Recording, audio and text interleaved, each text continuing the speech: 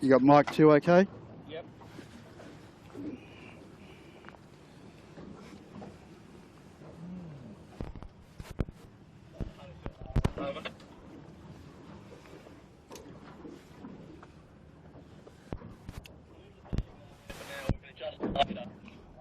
Length on the if we take the You want to turn that off, was it? just move it another 10-20 metres just a couple to island, please, for me. Okay, folks, welcome back to Sydney Harbour. A very windy Sydney Harbour. It's the 16th of October, race 2 of the calendar for 2017. And we're Hove 2 here. We've got a new shooter on board today. Blake Kirby's at a wedding in the Hunter Valley, so we've got Michael Russo, who's taking his brave pills. He doesn't know what he's in for, obviously. But we're just Hove 2 out of the wind a bit here, out in front of Mr. Crichton's lovely house, and his neighbour's got a rather large crane. So Michael's now got the camera on the behind the start line, just behind Clark, and the boats are slowly coming off the beach. Warwick Rooklyn, welcome back to the Camera Cat, buddy. You picked a good day to come out again. Yeah, first day back for the summer. It's a beautiful, beautiful Sydney Harbour day, and Seabreeze had their wind predictions. This was going to get up towards about 30 knots, big tide, but should be sort of plateaued out by the time these guys start. But we're seeing all the boats with reef mainsails, some with one reef. The majority have 2. But I was told before we came out in the water that once a certain coloured flag is raised in the pit area, rigging area, that they're supposed to all have 2 reefs. I was led to believe, but we'll see. But they got the little jibs on, which the class incorporated last year. So these can sail in the upper range. They really struck with the second rig on at the extreme end of the wind range. It's just, you know, the rigs have got so big in the last few years. But back in your day, did you ever run 4 rigs or just 3? No, Warwick, it was a long time ago, but we were the originators of the 4-rig structure when the gap between the 2 and the 3 got too big, and we just sort of plugged one in between, and that set the standard for a little while. And but that was when sponsorship was a more viable proposition than today. And that was 1979 for those viewers without the ancient history in their minds. Well, we've got another passenger on the Mighty Camera Cat today, Eve. I don't. How do you pronounce your surname? Riviere. Now, Eve is the girlfriend of David O'Connor, and Eve had a little bet on the Thurlow. She liked, obviously, always got to back your boyfriend. So if Thurlow gets up, and he's half a chance to get up today because it's going to be up to 30. Bucko will give us his forecast in a second, the real accurate prognosis. But I think you're getting a fair idea of what the conditions are going to be like. So Eve could pick up some cash, but we're going to cross through occasionally out here just to get her take on what it's like to be a boyfriend of an 18-foot skiff sailor, a girlfriend, thanks for what, girlfriend, an 18-foot skiff sailor after a heavy day in the office on Sydney Harbour, 30+ knots. What's going on in the bedroom after? I didn't sign up for this. Could have been interesting. Anyway, we won't negotiate too much more on that subject, but Bucko, your prognosis, buddy, looking at what we've got out here, blue sky, lots of wind. Yeah, blue sky, lots of wind. Pretty interesting situation, quite strong thermal, very warm in the western suburbs today. Water temperature down around below 20, temperature out west probably 30, and the sea breeze though quite shallow but very powerful down in the bottom layer here, and I don't think we'll see too much more, but it's more than adequate for the purposes, I'd say. Okay. Kilo, can I just get one quick one in here? I noticed that Bucko looked very tactician-like when he stepped aboard the Camera Cat and actually had a hand-bearing compass swung around his neck. So we'd have to take the opportunity to go give us a wind reading now, Bucko. Please give a bearing. Hand-bearing compass. Yeah, look, this is a nor'easter, so it's about 15 degrees left of the normal, the 030, and so it's about 015, and that makes a pretty interesting race actually on this track. Mate, you're not answering the question. I didn't see the hand bearing compass come out. I want you to use it. I wanted to 0 and 5 when you got the apparatus on board. I want to actually see you using it. Here we go. He's got it. He's got it. We can't get it on camera, which is sort of below that. But yeah, it is happening now, and he's looking very Captain Cook-like. And we will have a number for you soon. Steady at 015 it was. Okay, so we've got all the fleet on reefed mainsails and small jibs, it would appear. We've got 3 rookie crews have joined the fleet this year.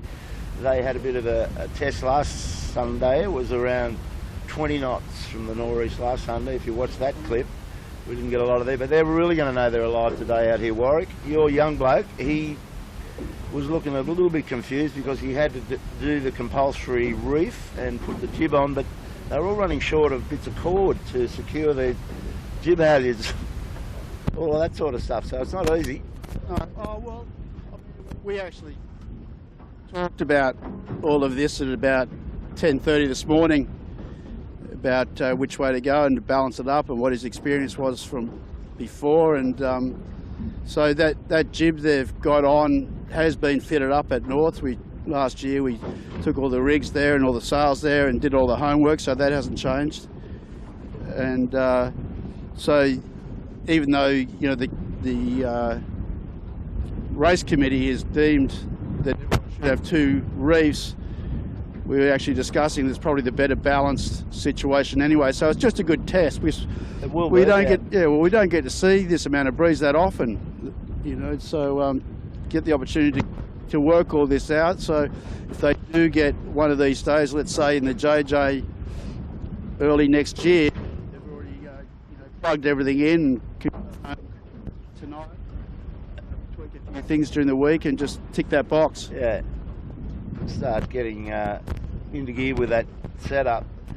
So we're still waiting around out here. The AP's up on the ripple side. We don't want to go out and get too wet prior to the start procedure, so we're just going to have to kill a few minutes here. Sorry about that, and wait for the fleet to get together. I see Smeg up the harbour there, Warwick and Bucko, red shootout. So we'll just keep our eye. I don't know if you can get, yeah, Michael's on it.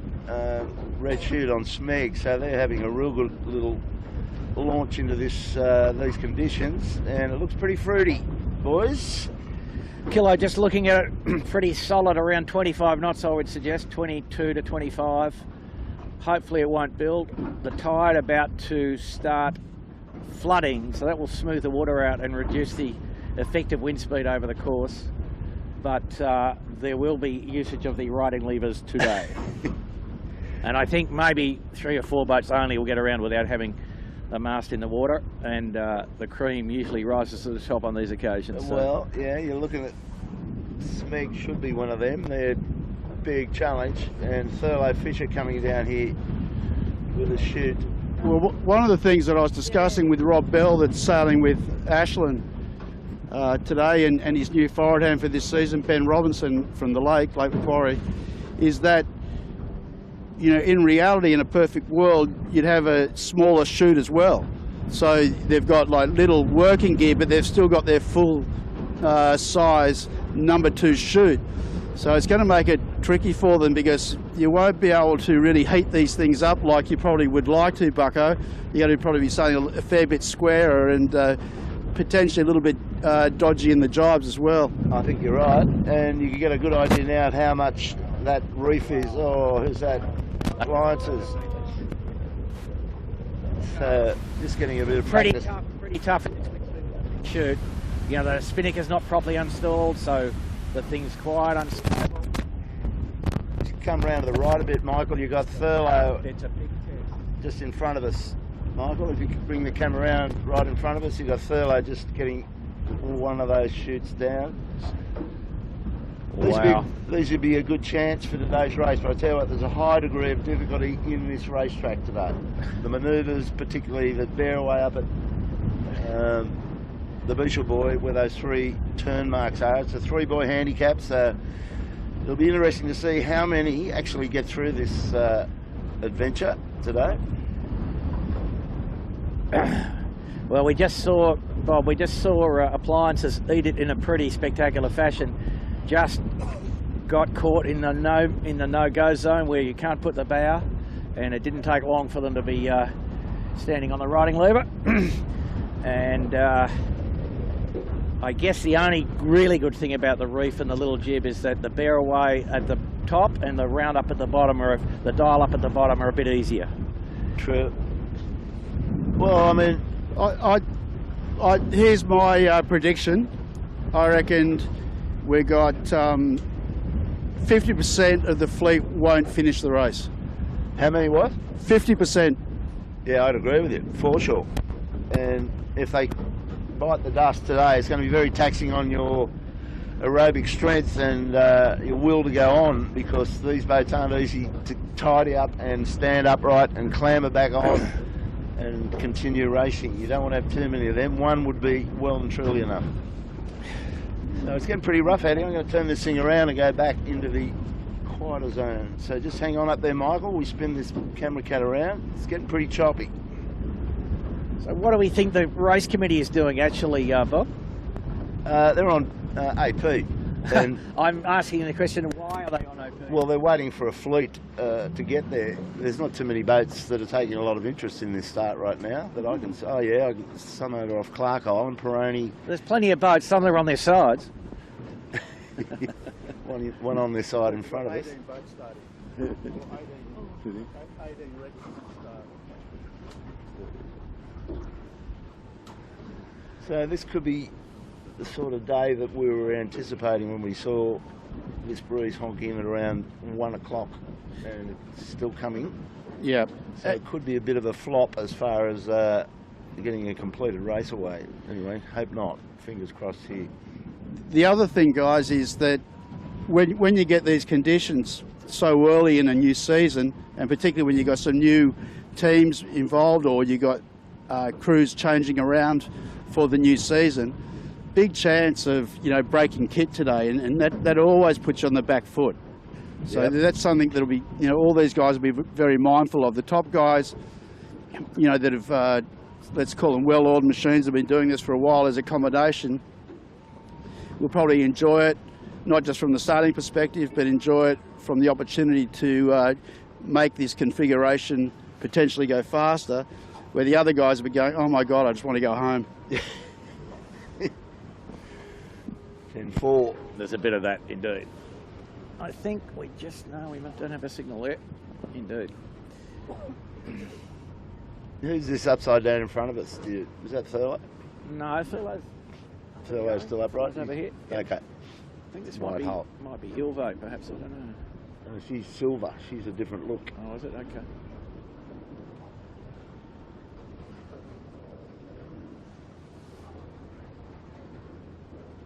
Still got one on the beach, and one in the living room, and one on the beach. Well, I mean, it begs the question a bit, doesn't it? How long will they wait for some guy that's not ready? I mean, why are they waiting? Doesn't make any 10 sense. to 3, 20 minutes. Yeah, I agree with you, Bucko. I mean, like, okay, they got considerations with the public ferry, but that's scheduled every week. We should know that, And then the thing is, you don't go to a motor race where people still got their cars on the jack stands and go, oh no, hang on, let them come out while everybody else is waiting. I mean, it's 2 o'clock starts, 2 o'clock start. Drop the flag and go.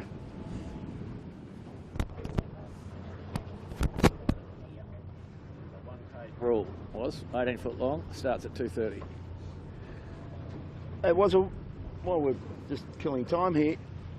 Motor racing last weekend. You must have been over the moon, mate. Bucko and I were thinking about you, and you just would have had it completely nailed, you and your mate. What was his name? Greggy Siddle. Is in Europe, the manager, dealer. of driving teams and doing all sorts of things, and Guy raced for a long time. But yeah, we had all the strategy running. Did you work together on your strategies, or you were We did. competing against each other? No, we were drinking the same red. Very good. And yeah, no, it was good. It was all pretty quiet for the first bit of the race. Last hour and a half certainly livened up. Win Cup, you know, pretty unlucky. I think that's his fourth time that he could have bagged it, then lost it at the last bit. But yeah, it's interesting. There's different views. The Triple Eight have got a protest in against the decision of the stewards, which gave him a 15-second penalty. And I was talking to a mate of mine during the week, a legend in motorsport, but also a good sailor, a guy called Colin Bond, that used to do all that. And I met Colin Bond once. Great guy. Yeah, really good bloke. And he actually thinks that they got a good case, but so it's all a bit divided. But yeah, anyway, it was a crack of a race. The safety cars certainly mix things up these days, you know, the last 20 years really. I mean, if it had been a situation back in the Brock Johnson type of era, Win Cup would have been gone. Yeah. But you've really got to admire Channel 7's coverage of that. Oh, sorry, Channel 10, wasn't it? Yeah, 7 10 years now. ago. Yeah, Channel that's 10 right. now, sorry. Wow. Well, Fox is the big one. In fact, it's actually done by V8 Supercars, which is contracted to Fox. And then 10 this year, since they went to Fox, Fox do all the rounds, plus qualifying, plus practice, plus all the supports. It's like 4 days of TV at every round.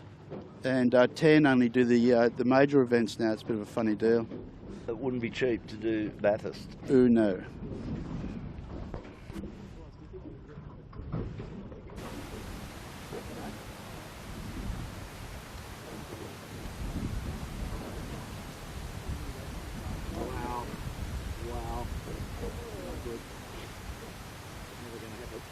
That's appliances again.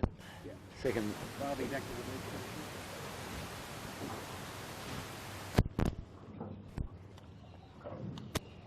You know, as Bucko was saying, you know, back to the beach a bit early, we just saw a blind trying to pull off a two-sail jibe, which we both thought wasn't going to come out successfully. But the thing is, getting back in today, back in through the moorings, will be a huge challenge. You know, I mean, that's a big case of, you know, you pull the set wrong, got the rudder, break a more damage done between the finishing line and the cradle in the park than in the race pretty often for some of those reasons. You know, a little relaxation from the crew and a little obstacle course through the moored boats. And when we used to sail out of Kirribilli on the other side, it was particularly awkward on occasion, as I know you've experienced. And one thing, which is a really big one, you know, let's say they get around the course, they've been out here, well, some of the guys have been half an hour now. So then they've got to go and do an hour 15 odd race. And by the time they're done that, they're pretty knackered, and the brains, you know, naturally, you know, just switch off on a lot of people, and no sea room, physically tired, mentally tired, switching off a bit, big danger. So it's going to be a quiet night at your house tonight, Eve, I think is what we're trying to suggest. David might be a bit knackered after he's finished. He'll get a massage for sure. Get a massage? Yeah, he'll get a massage. He'll get a massage. Only if he wins.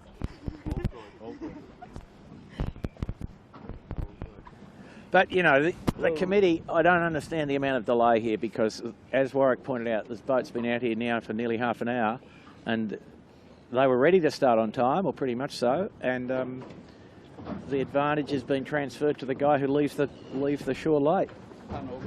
Yeah, and not organised, so it's just wrong.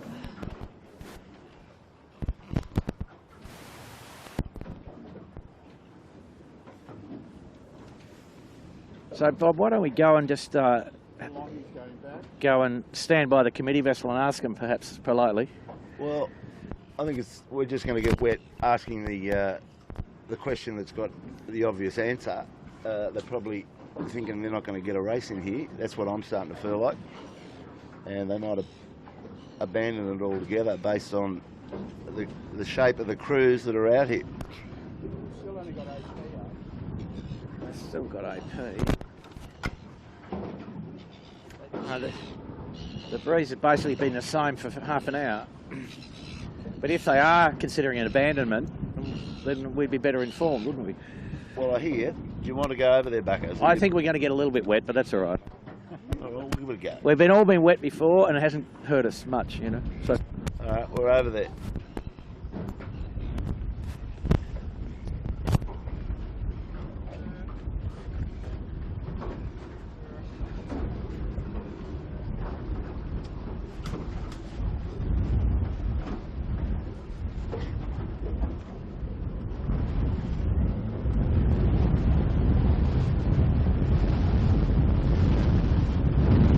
Yeah, I've got to totally agree with Bucko on this, Kilo. This is totally fair that have been organised out here. You know,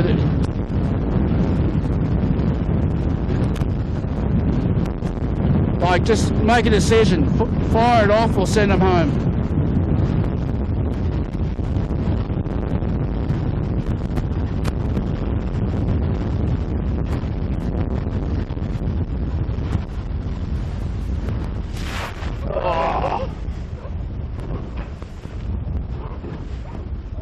I hope you get the answer you want here, Bucko. Yeah, well, I want to speak with the driver of the boat. You might want to wipe Michael's lens with the squeegee.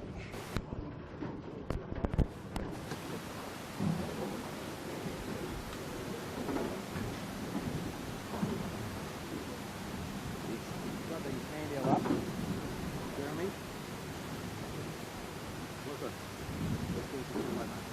We've got a 2-way today.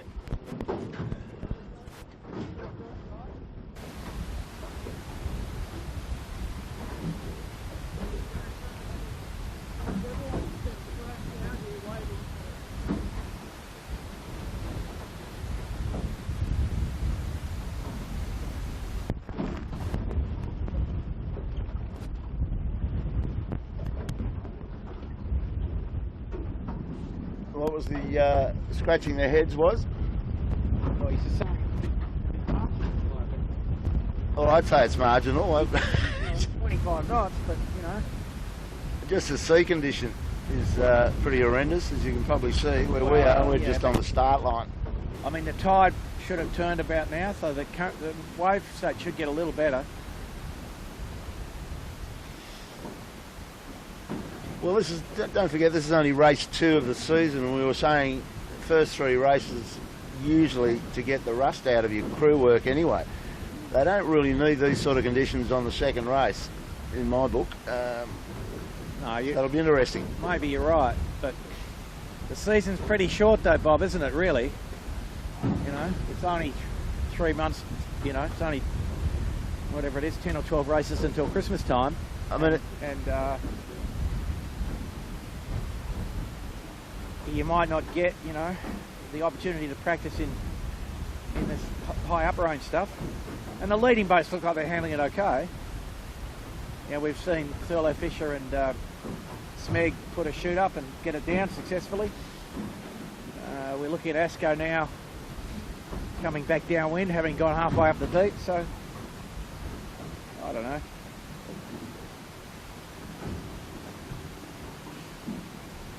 well, as sure as hell, there's not much point in waiting around. If they're going to do something, they've got to start a race, and they'll sort it out for themselves.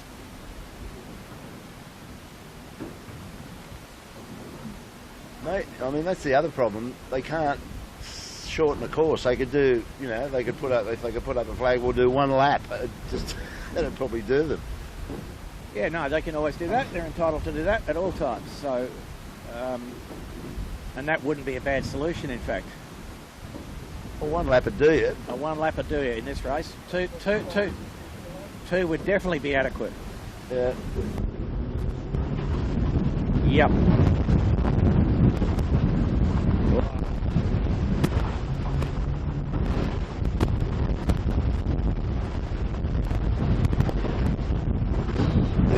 way choppy, boys. It's very, very difficult. Even though the tide might be bottoming out, there are some still pretty massive steep waves. And I would say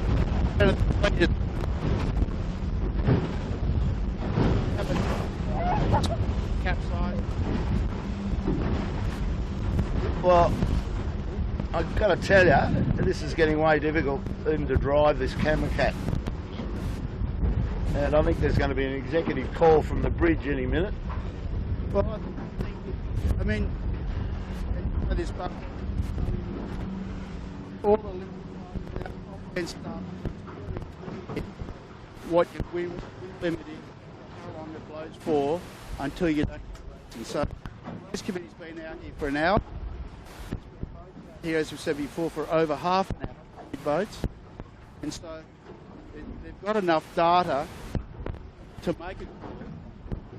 You know, for me, you just get on with it. You know, you just got to make sure you don't hang around for another 20 minutes going, oh, maybe, maybe not. You know, you like, as we've said a few times now, like, you know, pull it or fire it. Yeah. Unfortunate, but that's the way things happen, and particularly in Sydney lately, Bucko, the weather has been rather strange. The hard northerlies, nor'easters, and then you get a fresh southerly the next day up to 30 knots. So it's pretty funny times. Yeah, Bob, I've been trying to deliver a few boats here and there over the recent period, and having a bit of trouble getting the window sometimes. But my keelboat adventures, we've bought a new boat for with Peter Sorensen, a Cookson 12, which is a mightily fine, you know, wide-ranging performance yacht, light air or heavy air. Having lamented our previous heavy air keelboat, which has now found a good home in Hobart. But since we've owned this new light air performer, the wind's blown like, you know, crazy. Yeah. What do you reckon this bloke's trying to achieve here in front of us in this blue yacht? Is he trying to unfurl? No, he's trying to either furl it up or unfurl it, and he's locked out. I don't know. He's going to run out of water. No, it's not going to happen. I can assure you, it's a knife job. Okay. Get the knife out. And, you know, like when we're discussing this, you know, about the, you know, either fire it or you know, get the race going or postpone it. Not that we're being super critical of the race committee. They're in a tough position. They're under pressure to get a race away. You know, they've got a ferry out here. People have bought tickets. People have had a bet. We've got the TV thing going. So everyone's got their own pressures and considerations. But it's kind of getting, you know, a bit past it now. I've got a bit of an issue with Triple M. James Ward's guys are in a bit of froth and bother. I can't see the mainsail at the mast, and we'll just turn the boat around so you can get a shot of this, Michael. He's got dark sails. And then this comes the other thing too, you know, do they have enough rescue craft out here, you know, that have the capacity to handle this boat? You know, little inflatables that are good for, you know, Sabos and 29ers, and they require people on board that have that. Anybody over in their area that is required. Is that mast in one piece or is it shortened a bit? A bit hard to tell.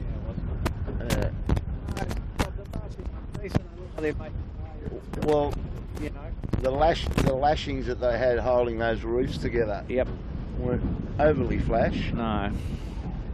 I think they're headed to the Royal Prince Edward Yacht Club beach and maybe an interview with the Prime Minister or something. And here comes the little rescue boat now. He's one up. He's one up. That side one up, wouldn't it? Yeah. But, you know, one of the good things about Sydney Harbour is that it's pretty hard to come into serious trouble, in fact. Unless you get run down by the ferry, it's probably the most dangerous. So you got the two main protagonists, Upright and Eager. That's Smeg, if Michael's got the camera on those guys over off Clark Island. Smeg's Upright, looks eager, and so is Michael Coxon's. Yeah. On the rocks out on Clark Island. Who's that? Appliances, yeah. And Ash Rookland's still Yeah. looking desperate. So you got 3 boats. And there's a couple of Cooper's Rag and Famish.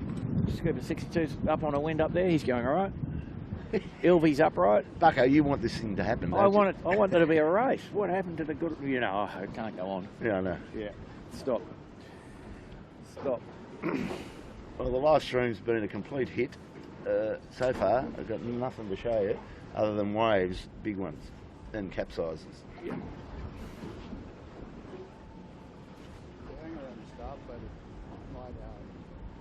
Intimidate them a little bit. You reckon? Yeah, put the camera on them. Seriously, I'm serious. All right.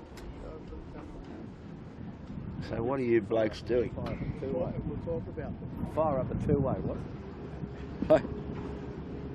Have a discussion with the officer of the day.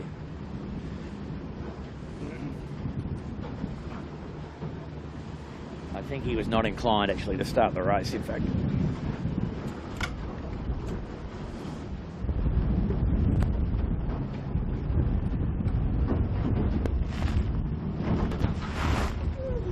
So every time we go near this boat, we get drenched.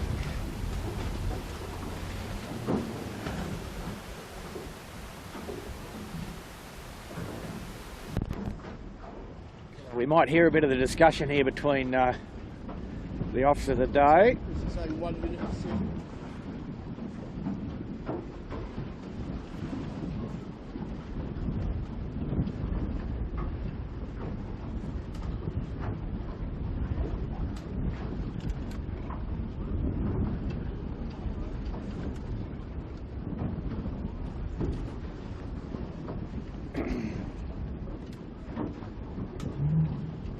Peroni pulling off a bear away without too much trouble over to your left, Michael.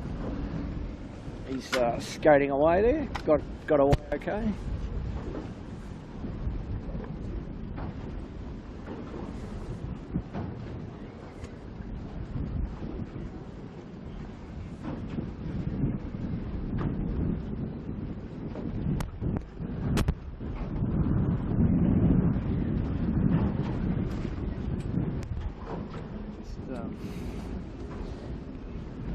Oh, the Peroni, having skated away, is now standing on the on the horizontal riding lever.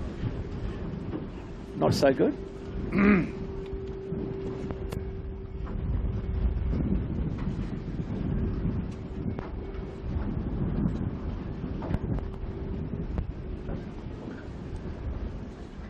Oh, big wave.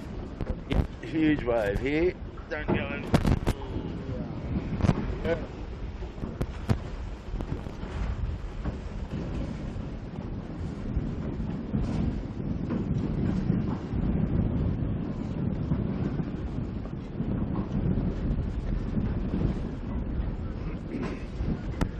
Well, These guys, when you're sitting now, they're all sort of in survival mode or standby mode, where they're not really using their bodies that much, and you can tend to get pretty cold as well.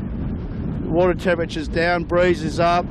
yep, all of that. They're kitted up to be working, you know, like physically. Yes. And then when you're just sort of sitting around like this, you tend to freeze up a little bit, which slows everything down again, and it's tricky.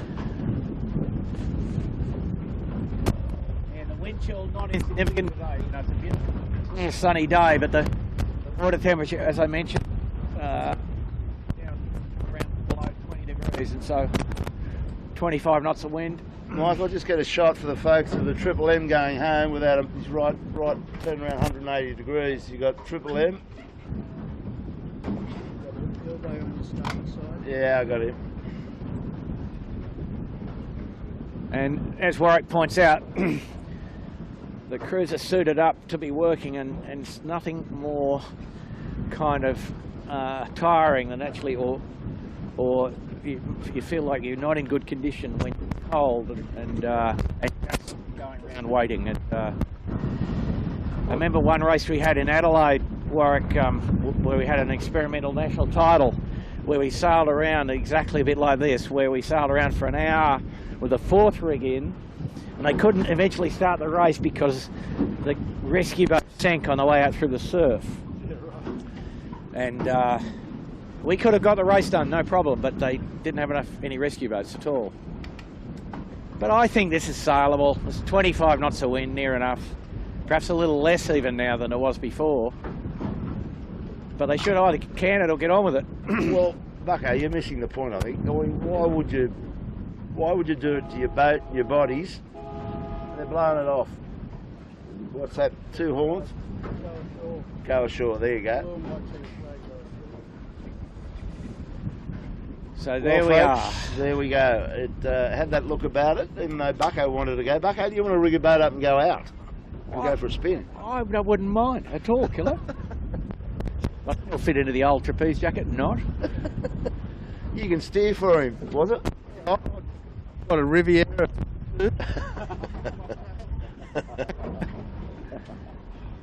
So Eve, what do you think of that day, honey? That was rather riveting, wasn't It it? was very exciting. A very exciting night.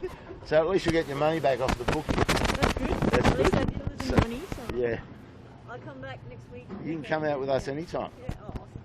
Pleasure. Absolutely. Absolutely.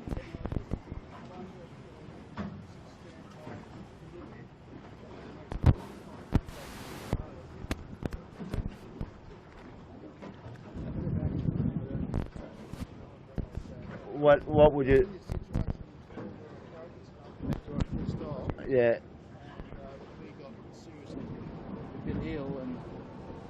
A bit worried. A bit worried. Yeah, end up just out on the rocks somewhere and get us to the rig. Well, the only problem we have is we don't have a tow line, so We've got a radio though. we've got a radio, yeah.